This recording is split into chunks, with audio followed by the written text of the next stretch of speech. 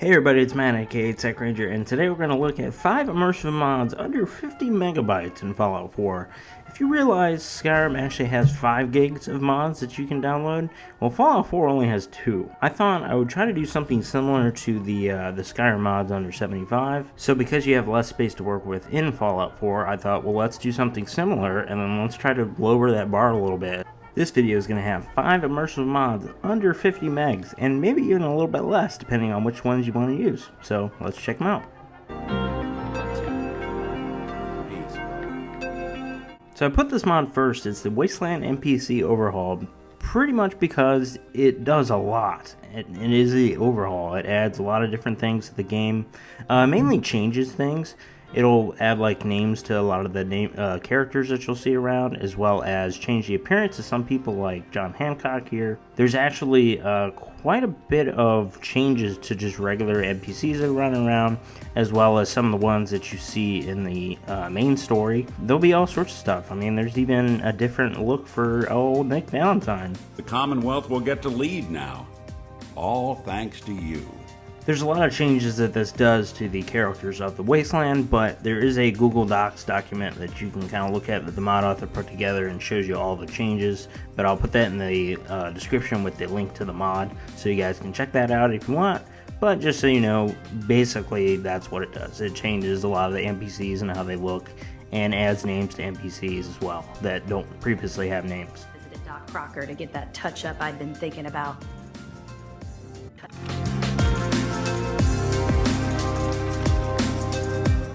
This is a bit of a quality of life change. This is actually a very small mod as well, so I don't know why you wouldn't download it, but it makes it so that containers and things will give you the loot that you probably should get out of them, rather than just minimal things that you maybe don't want, like pipe pistols, even though I've shown you examples of things with pipe pistols in them.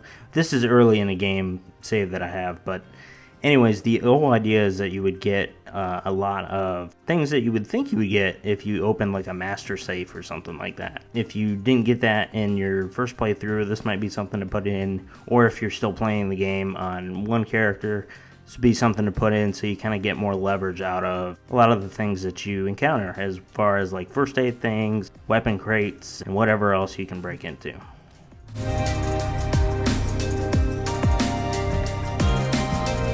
So this mod, for at least me, is essential at this part on any playthrough, and it basically makes all the weapons punchy. That might not be a great description, but this way you can see like I'm actually shooting these ghouls and they're coming down in a few shots, maybe several shots. And it's a lot different than maybe it would be in the main game if you were fighting some like higher level ghouls, like they're bullet sponges.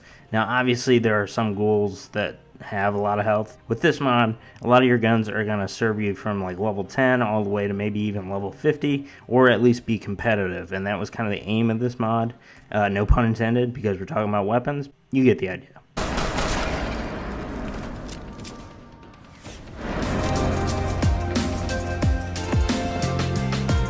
So this is another subtle mod that it's come out and it's pretty small. I think it's definitely something you want to put in your load order. It changes the animations of the pistols a little bit, makes it so it looks like it has more recoil, and depending on the mod, you might even get more mileage out of it if you use DLC pistols, but you'll see a little bit more recoil from pistols, as well as a little bit different of an animation. So definitely something to look at, and if you think it might be useful in your game, it doesn't cost a lot of space, so might as well try it out and see if you like it.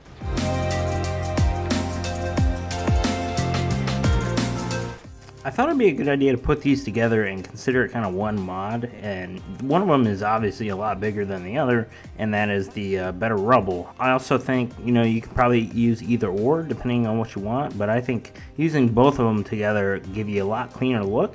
Now you probably noticed in my earlier gameplay that things look a lot cleaner, and that's Grassphalts. Is essentially those little pieces of concrete you see everywhere in Fallout 4. Those are gone. Those are called Grassphalts according to Bethesda. those are gone.